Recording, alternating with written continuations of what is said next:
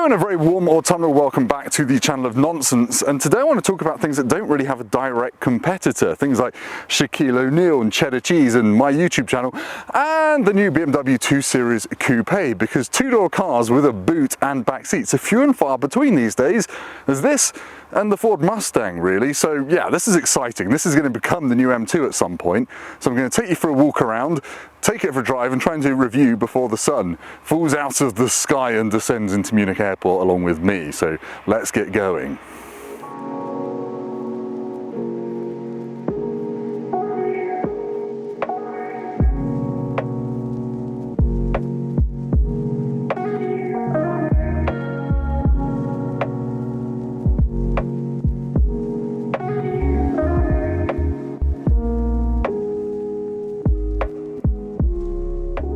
Right, apologies for the shadow. As I said, the sun is setting, so I'm going to have to hurry up. This is the new 2 Series Coupe. It's based on the 3 Series and 4 Series platform, which is why there's going to be a rear-wheel drive version. Well, there are rear-wheel drive versions. This is the range-topping M240i version, which is 4-wheel drive.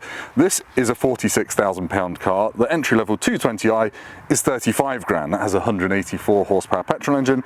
And there's a diesel 220D which has 190 horsepower and it's faster than the 220i. So if you want the fastest cheap one, get the diesel, I guess. Right, what else do you need to know about it? Well, it is built in Mexico. If that bothers you, it shouldn't bother you. If it does bother you, don't watch my channel anymore, thank you. And BMW internally has been calling this the ultimate drifting machine, which is interesting because, well, this is 4-wheel drive, the fast one. For now, obviously it's going to be an M2, which will be rear-wheel drive. I have picked the world's busiest road to do this next to, but I've kind of run out of time, to be honest. Obviously, it's designed to appeal to sporty people, people that like driving quickly and go around corners fast, and to enjoy precise handling. We're only getting the M Sport version in the UK, and to be honest, the M240i accounted for 30% of sales of the 2 Series last time anyway. Let's talk about the looks, because it doesn't really look like any other BMW, does it? Look, small kidney grills. They're horizontal rather than vertical. It's got headlight designs that we've never really seen before from BMW, but I especially like this line here, the kind of power dome they call it on the bonnet.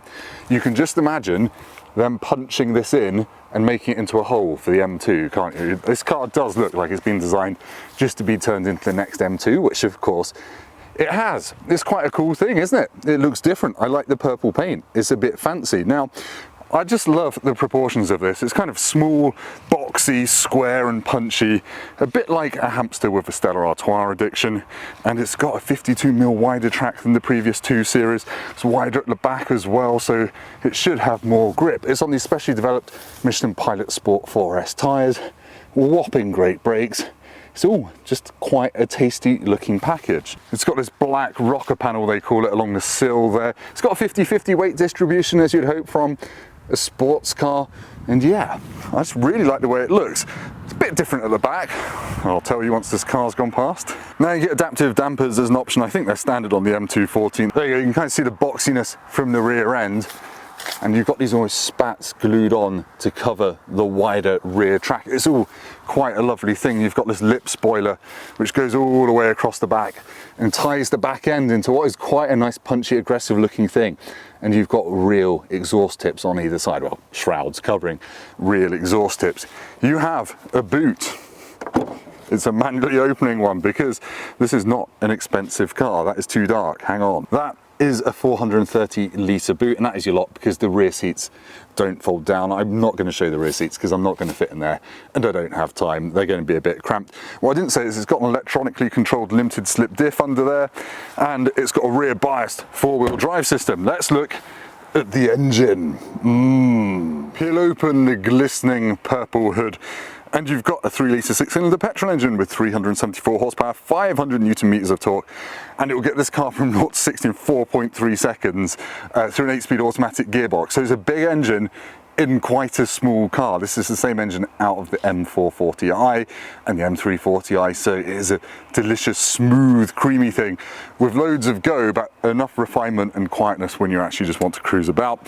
It is a lovely thing. We'll talk about that more on the driving, how it suits this car. For now though, let's shut my purple hood and show you as much of the interior as I can with this gimbal in a very cramped cockpit. Let's go. All right, let's do a quick canter around the interior of the new 2 Series Coupe, and it does look very familiar up front to the 3 Series and the 4 Series. Same platform, same stuff, same infotainment system, and yeah, it's iDrive. It's the operating system 7, so it's not the latest version 8, but it is pretty damn good. It has wireless CarPlay, Android Auto, and everything else you could want. You can get heated steering wheel as an option, and it's got heated seats, I think, as standard. You've got all the buttons changing between your driving modes, and as usual, you can customize sport. And if you go into the configure on sport, can you see that? There we go. You can change the damping, the steering, the engine, and transmission, so you can customize that to your heart's content, and likewise with comfort. Quite like this, never seen this on a BMW. It's probably happened, but I've missed it. The little M flash on the door cards, which, bearing in mind this isn't a full fat M card, that's quite a cool feature. And the rest of the dash is like this nice squidgy stuff with this kind of etched pattern in there. And you get a round steering wheel because it's a BMW and they still do things properly and haven't given up on the way of the world. Oh, look at that sun flare. Anyway, let's jump in, go for a drive, and find out what this is like, and if we think it bodes well for the next M2. Hint, yes. Righty-ho, let's go for a drive in this new driver's machine. If I was a brochure, that's what I would say. Foot on the brake, hit the start button, and it goes whoom, and comes to life with a nice little burble. I'm just going to stick it in Sport Plus mode because YOLO, back into D, and away you go. Now, driving position, great, get the wheel out nice and far, nice and low, feels like a proper driver's machine from the second you get into it. And well, I'm on a country road. The engine is actually still warm, so should we do a quick, let's see what 4.3 to 60 feels like test. Yeah, it's cold, it's not going to do it. But yeah, it is quick, and it does give you that lovely sense of having loads of torque, so you don't have to be thrashing to nuts off it to go fast. Now, I've been driving this and it's about 10 degrees, and it's got Michelin Pilot Sport 4S tyres on it, special compound for this car. But that said, I haven't been blown away by how much confidence this gives me in faster corners to really lean on it. You do sense that rear biased four-wheel drive system pushing you out of corners with that electrically controlled diff at the back end as well. So you do feel it moving about, and you do feel it pushing you out of corners.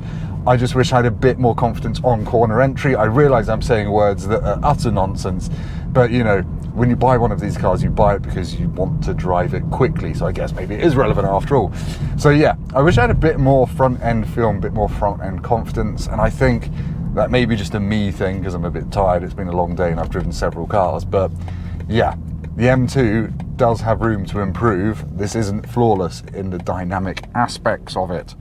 Right, come on, terrifying junction. But yeah, you can tell that this has been built on the 3 Series and 4 Series platform, which are obviously bigger cars than this, because it does just feel more grown up than the old 2 Series. Like even the M2, you're always aware that it was based on, you know, let's be honest, a cheaper car, but this feels as posh as a 3 Series up front to me, so it gets marks there. And also, when you're on bumpy roads and on motorways, it feels more planted, to me at least.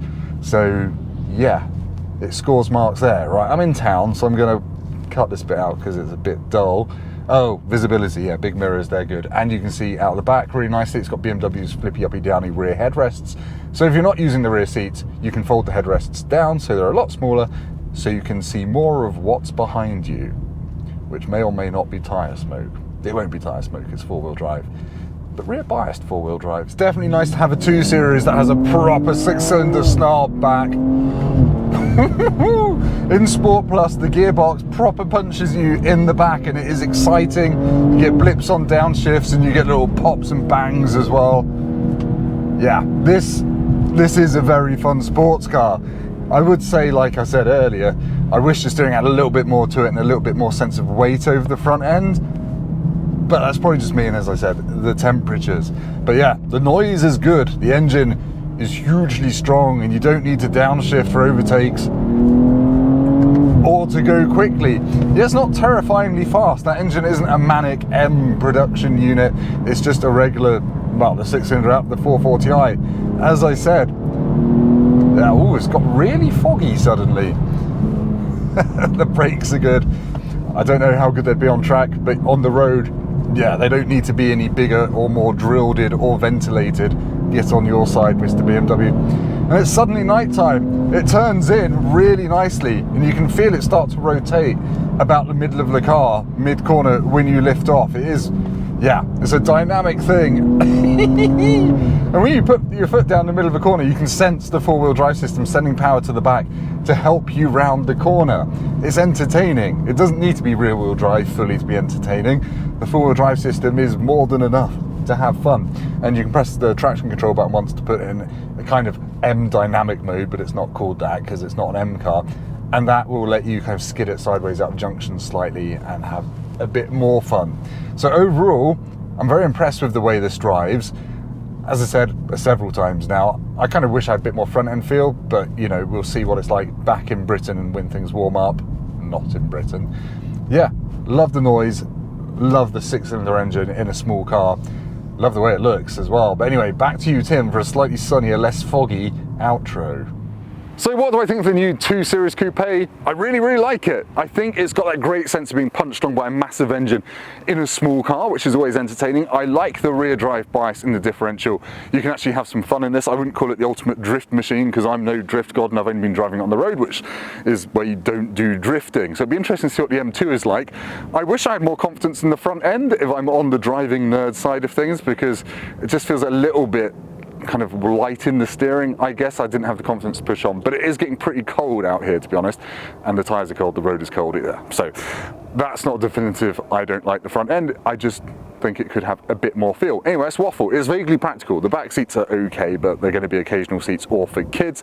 I actually really like the way it looks. I think BMW's gone in a different direction. It doesn't look like any other BMW, which I think is a good thing. And I think the M2 is going to look mean as balls because that bonnet lump thing is just begging to be kind of snipped through so you can see the bigger engine they're going to put in it.